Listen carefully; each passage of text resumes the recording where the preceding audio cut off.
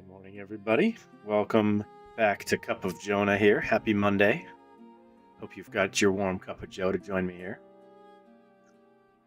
Of course, you all know and remember, I'm sure, if you're not subscribed already, subscribe to phoneboothpodcast.substack.com so that you can take advantage of all the time all the boys invest, all the different creators. I should say boys and gal now because we got Allie there too.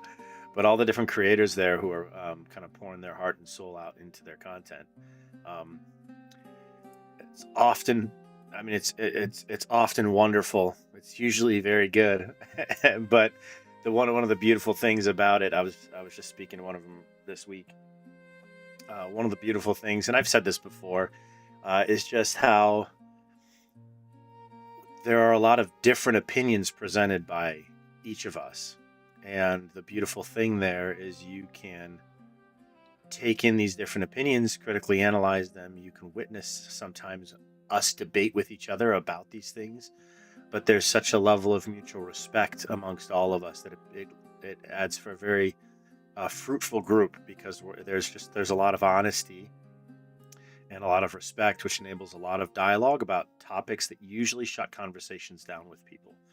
So it's a refreshing group of minds and just really good-hearted folks. So if you are more or less new to the Phone Booth podcast group, or if you haven't been around for a while and haven't had the chance to kind of poke around and explore some of the other creators, I encourage you to do so.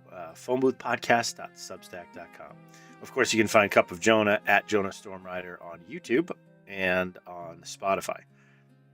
Today, as you know, we continue our journey. We're now close to 2/3 of the way through this first volume here, but we can continue our journey in our discussion about attributes of God from a rational foundation, right? So what do we all have in common?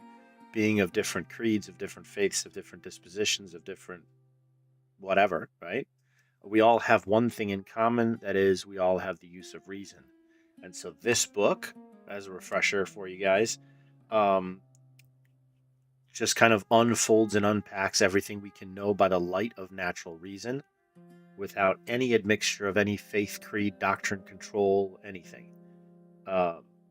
So it's a wonderful exercise, and one that no matter what background we have, we can all do together. So, love it. Chapter 44, that God is intelligent. From what has been said, we can show that God is intelligent. We have shown that among movers and things moved, we cannot proceed to infinity. We must reduce all movable things, as is demonstrable, to one first self-moving being. The self-moving being that moves itself only by appetite and knowledge. For only such beings are found to move themselves, because to be moved and not moved lies in their power. The moving part in the first self-moving being must be appetitive and apprehending. Now, in a motion that takes... Appetitive is like desiring, so it must be not only apprehending, like perceiving something that it wants, but then actually the wanting of that thing itself. That's the appetite, the appetitive part. Now, in a motion that takes place through appetite and apprehension, he who has the appetite and the apprehension is a moved mover, while the appetible and the apprehended is the unmoved mover. Since, therefore, the first mover of all things, whom we call God, is an absolute unmoved mover, he must be related to the mover that is a part of the self-moving being, as the appetible is to the one who has the appetite. Not, however, as something appetible by sensible appetite, since the sensible appetite is not of that which is good absolutely, but of this particular good, since the apprehension of the sense is likewise particular. Whereas that which is good and appetible, or desirable, we could say, as a reminder, absolutely is prior to that which is good and appetible here and now. The first mover, then, must be appetible as an object of the intellect, and thus the mover that desires it must be intelligent.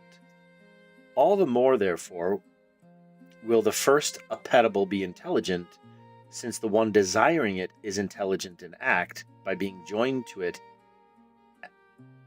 as an intelligible, therefore making the supposition that the first mover moves himself as the philosophers intended, we must say that God is intelligent.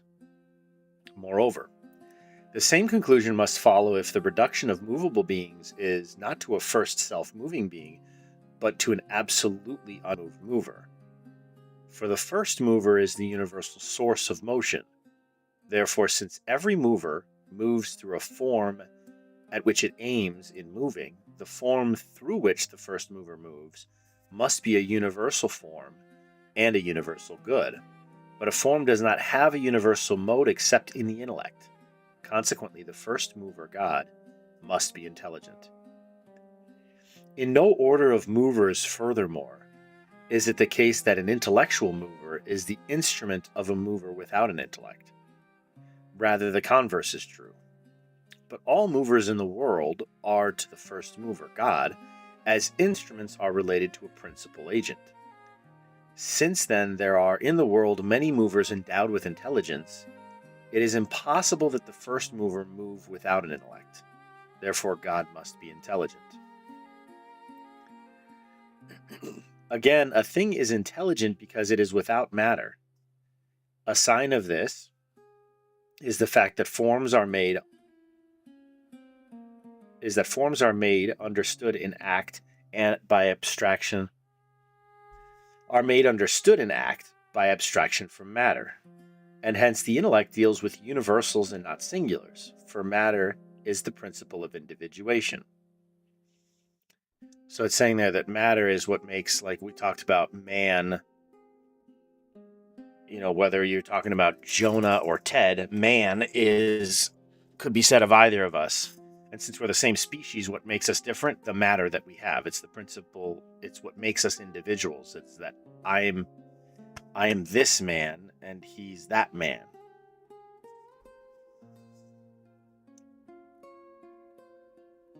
And hence the intellect deals with universals and not singulars, for matter is the principle of individuation. But forms that are understood in act become one with the intellect that understands them in act. Therefore, if forms are understood in act because they are without matter, a thing must be intelligent because it is without matter. But we have shown that God is absolutely immaterial. God is therefore intelligent. Then, too, as was shown above, no perfection found in any genus of things is lacking to God, nor on this account does any composition follow in him. But among the perfections of things, the greatest is that something be intelligent. For thereby it is in a manner all things, having within itself the perfection of all things. That's a principle that Aristotle unfolded in De Anima. God is therefore intelligent.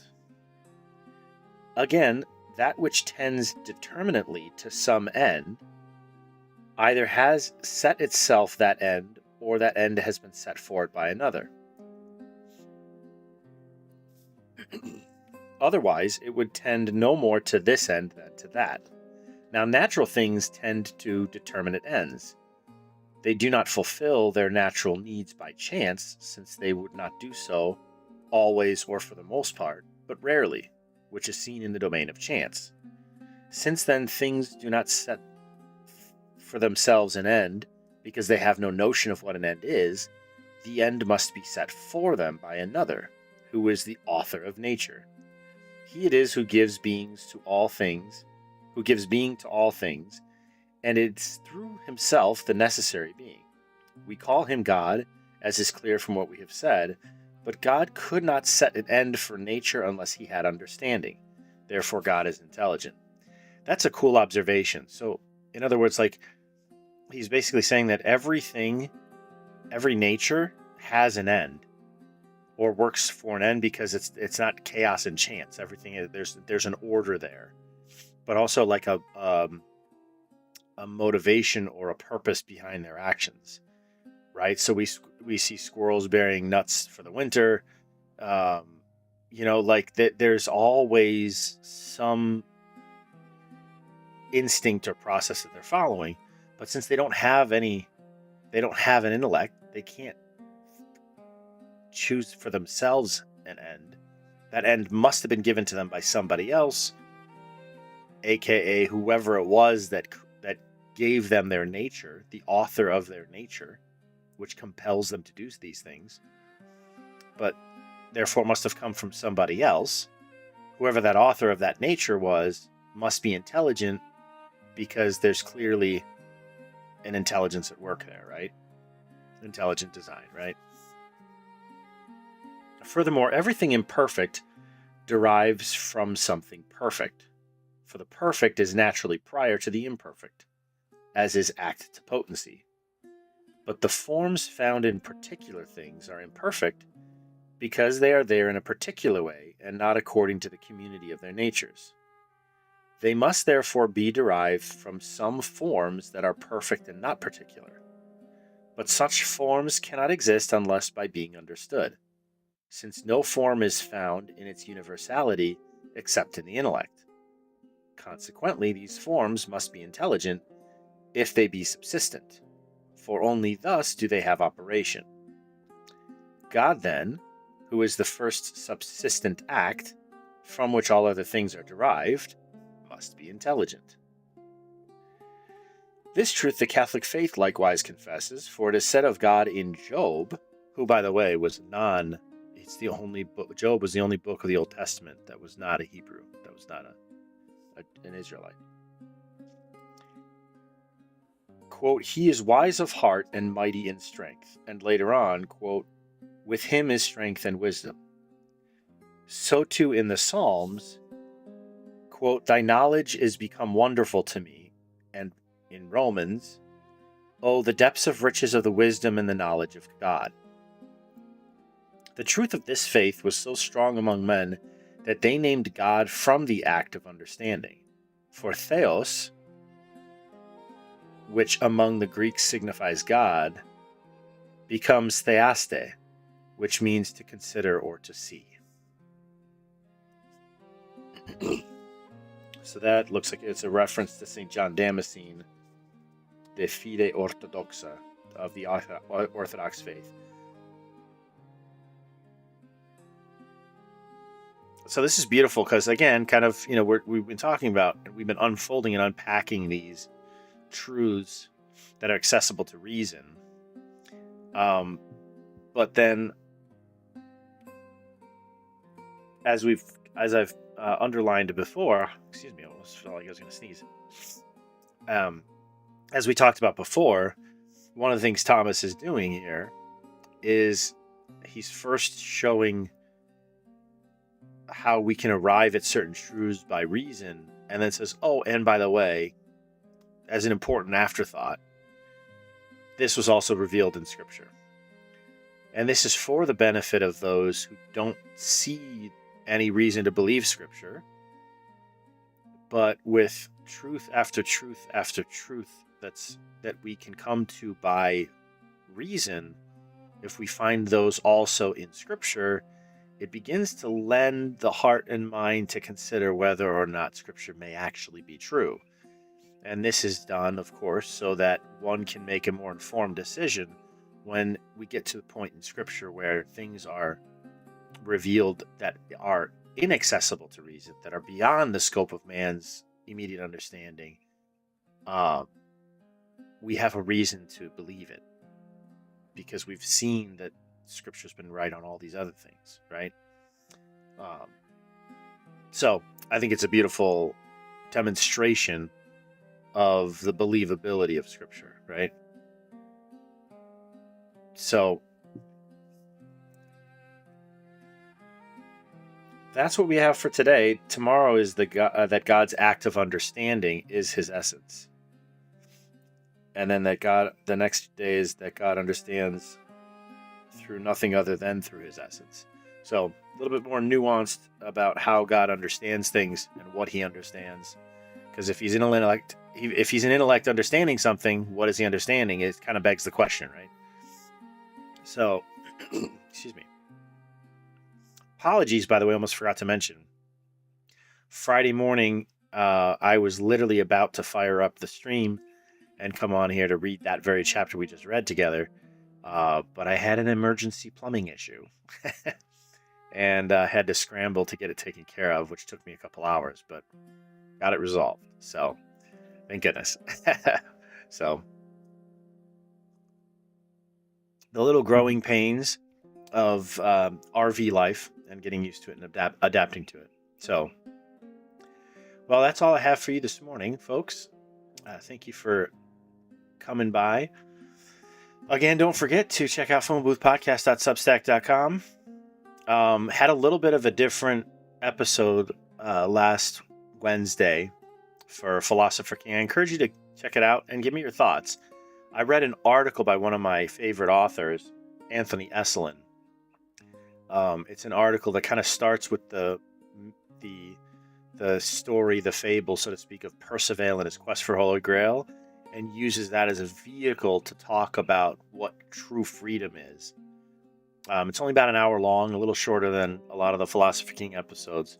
But I just read and chat with you guys for a bit there, kind of like a Cup of Jonah episode, but a bit longer.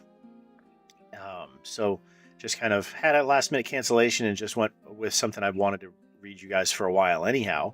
So, but anyhow, I hope you enjoy that. Go ahead and check that out. But also, I look forward to seeing you guys tomorrow for the next chapter of Cup of Jonah. Cheers.